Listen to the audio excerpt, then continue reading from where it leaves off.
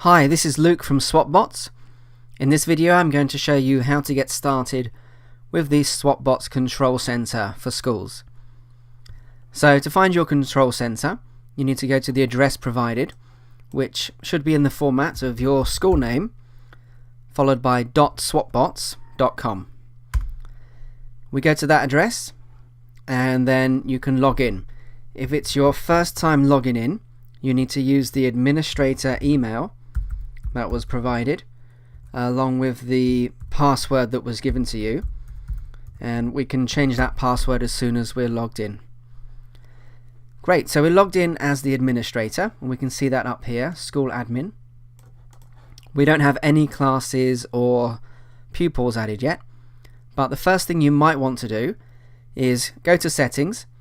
Here you can find out some information about your school, the link to download the game to install, and also information about the administrator, where you can edit your details and you can change your password if you like. So if you've finished changing your password, first thing we want to do is to add some teachers. Now the teachers will be able to set up their own classes and students if that's something you're not going to do for them. So let's get going. We're going to add a new teacher. I'm going to add myself.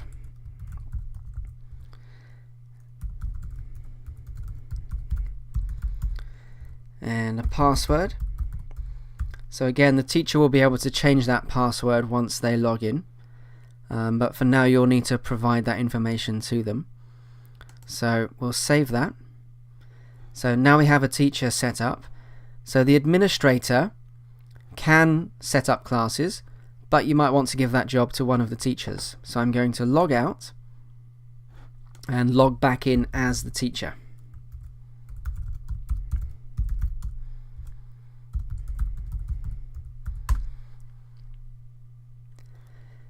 Okay, so you can see here the teacher doesn't have those same settings, but what they can do is start adding new classes. So up here, if we had some existing classes, I could add myself to that classroom if it had already been set up, but as we don't have anything, I need to begin that process. So let's start with a class. We'll call it 3A, and you can add notes if you want. You don't have to, and save. So now we see that we have a class set up, but we don't have any players, and players refers to the pupils.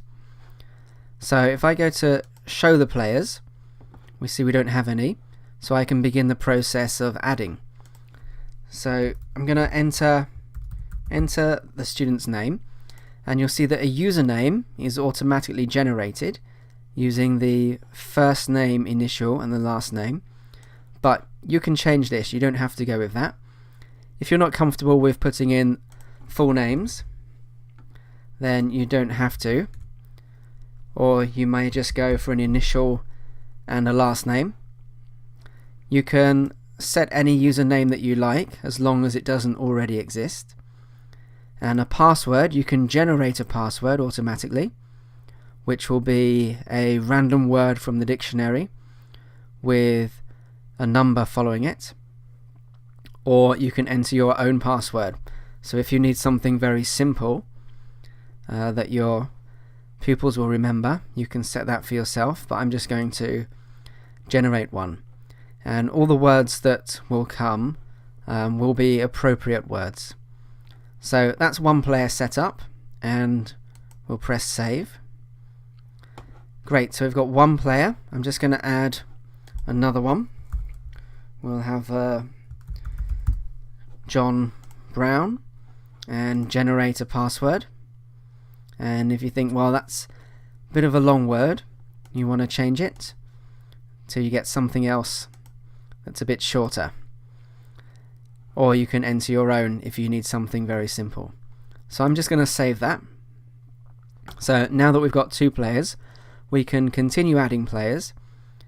Once you've added the players and you want to share the logins with your students, you just go to print labels, and that will download a PDF file. And once that's open, you can print this sheet and cut them up and hand them out to your students. Okay, so that's how we would set up a basic class and get the students their logins so that they can use that within SwopBots.